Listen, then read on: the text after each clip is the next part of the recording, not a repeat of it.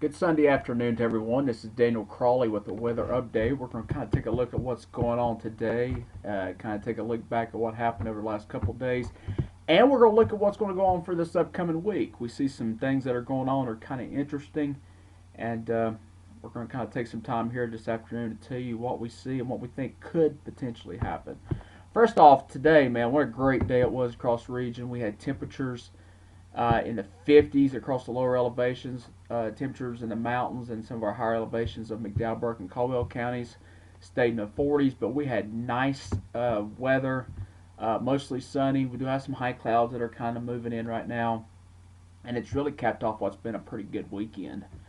Uh, as you remember, on Friday we had our rain event. A lot of areas picked up between, say, a half inch to close to 1 inch of rain, so it turned out to be a pretty solid rain event.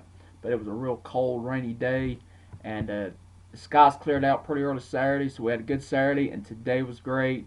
And we're going to kind of hold on to that with the exception of maybe tomorrow. Tomorrow may be a little bit more cloudy compared to today, but I think overall for the next few days, we're going to have fairly nice weather, and we're going to have temperatures right at maybe just a little bit below normal. But overall, it's not going to be bad. Looking at temperatures right now, and I'll zoom in right quick. Temperatures are in the low to mid 50s across the region. We have 54 at Hickory Regional.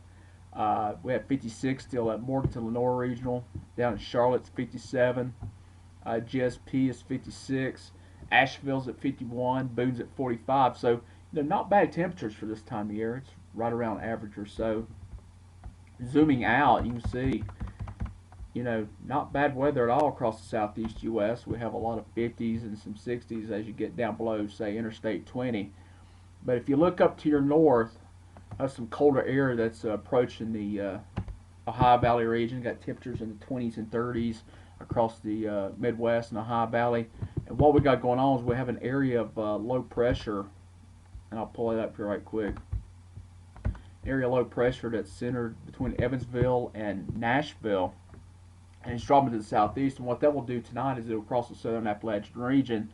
And what's going to happen after tomorrow is some of that energy will transfer off to the coast of the Carolinas and Virginia, and it's going to spawn one heck of an East Coast storm. It won't affect our area with the exception of the farther northern mountains, getting some northwest flow, which will be kind of indirectly related to the system. But this low that's forming off the Virginia Capes is really going to crank up, and it's going to produce a lot of snow for the big cities, New York, Boston, and could very easily produce blizzard conditions. This storm will be probably the strongest storm we've had off the East Coast the entire winter season, and some areas in New York, Connecticut, Rhode Island, Massachusetts could see anywhere from 18 to 24 inches and maybe even up as high as 30 inches in some localized areas.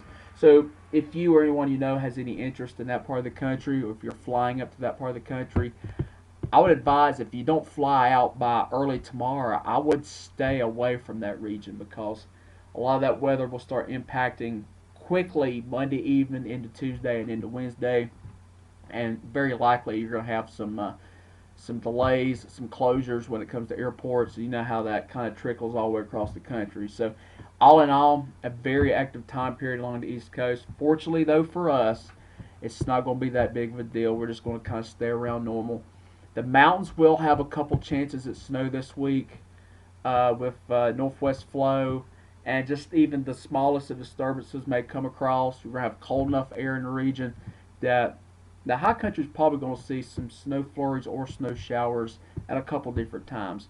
First little event for the high country will actually be tomorrow, and I'm going to pull up the NAM just looking at what's going on. This is 7 a.m. tomorrow morning. That low pressure is coming across the southern Appalachian region, and a few showers are going to be breaking out across the mountains, and a couple may even spill into the foothills tomorrow morning at 7 a.m. I wouldn't expect a whole lot. Just a couple sprinkles, maybe a brief shower, especially right along the eastern slopes of the Blue Ridge.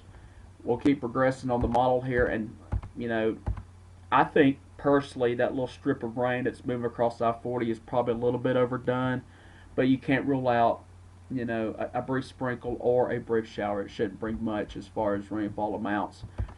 By then, the northwest flow will be kicking into the mountains, as you can see here on the model.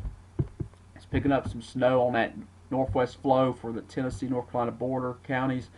Um, as of the time I'm recording this, winter weather advisories are out for the Smokies of Graham and Swain counties. They're not out for Avery, Mitchell, or Yancey. It kind of surprises me a little bit because I feel like that places like Newland, Spruce Pine, probably going to pick up a little bit of snow. But as of right now, no watches or advisories are out for that region. But that'll clear out as we head in to the latter part of Monday and into Tuesday, and that will bring in a little bit of cooler air. It's not going to be real cool, and that's kind of weird when it comes to clipper type systems that drop down from the northwest to southeast.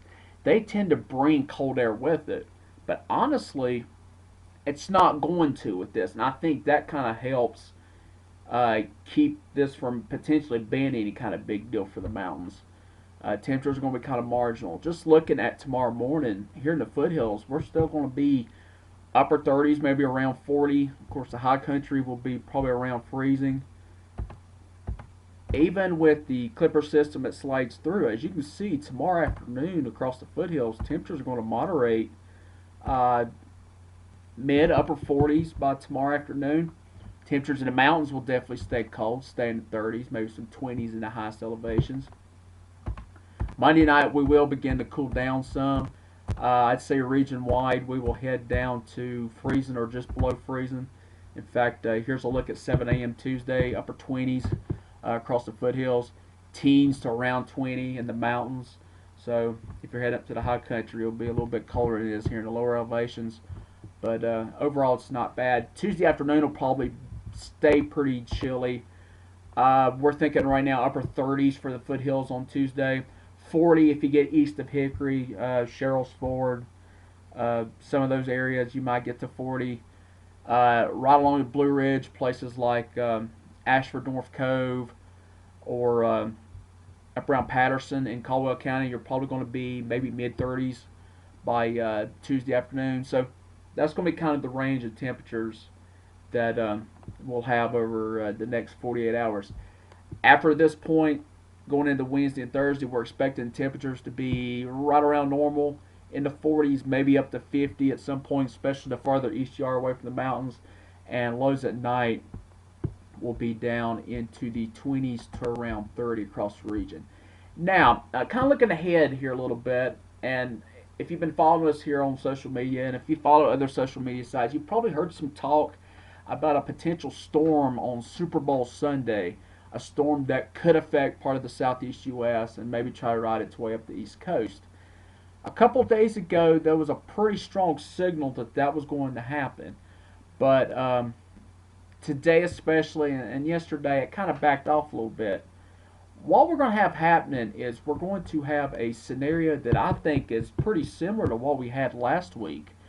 We're going to have an upper area of low pressure that's going to be over the Baja region of California, and it's going to sit there. And the big question is, does it move east and eject, the system eastward, bringing moisture in our region, or does it sit over the southwest U.S. and keep everything dry and just keep things cool and dry? That's a big question right now. The models a couple days ago were really hinting at the idea that the storm would eject eastward and would bring a storm system across the southern U.S. Meanwhile, if you look at the upper level charts, and this is the GFS we're using right here, this is not a really, really cold look aloft, but it's cold enough, and there's enough cold air in North America to where it's going to keep temperatures normal or just below normal through most of this week.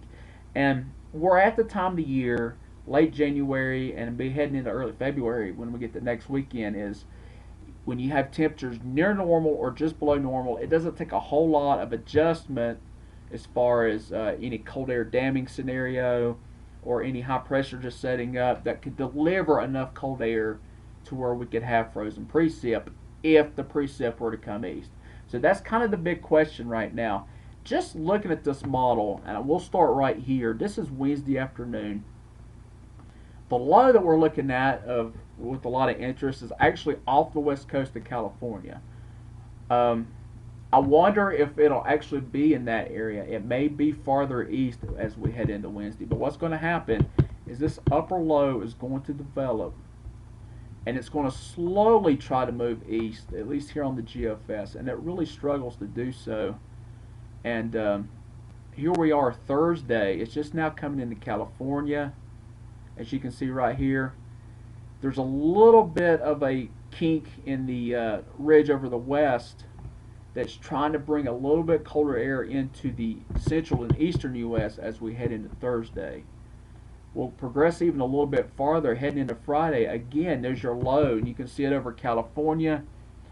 Here in the eastern U.S., where we are in the southern Appalachian region, there's a pretty swift northwest flow.